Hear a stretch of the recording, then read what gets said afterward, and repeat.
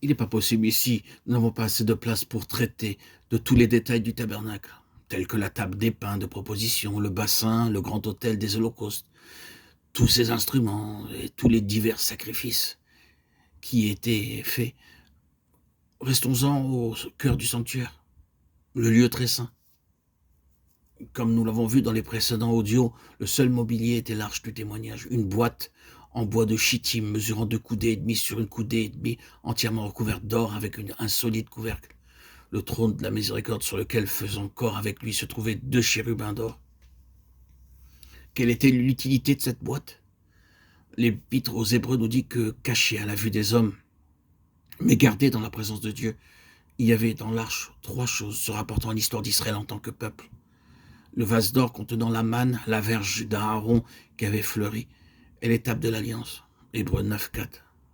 Lisez également Exode 16,33, Nombre 17,10, Exode 25,16.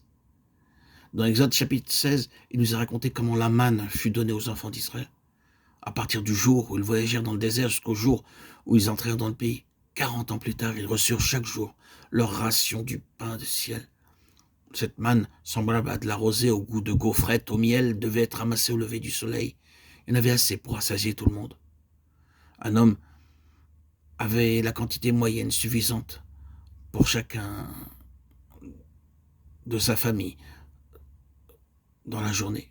On appelait cela un homère, une quantité moyenne.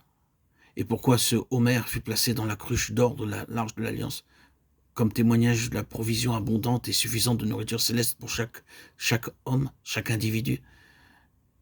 Il n'y a ici aucun besoin dans la maison de Dieu, car personne ne manque de nourriture. Voilà, tel était le message.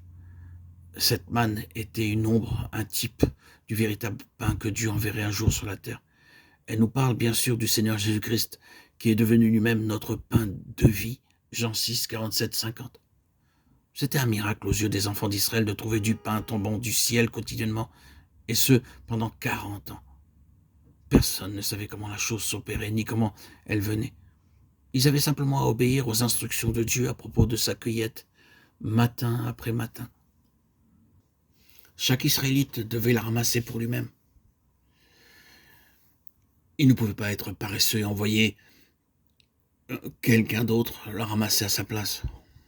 De la même façon, nous devons avoir une nourriture personnelle de Christ. Le Seigneur Jésus-Christ est devenu notre pain quotidien.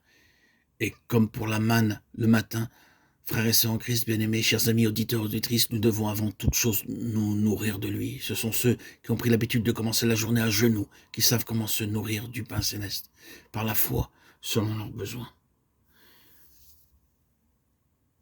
Selon leurs besoins.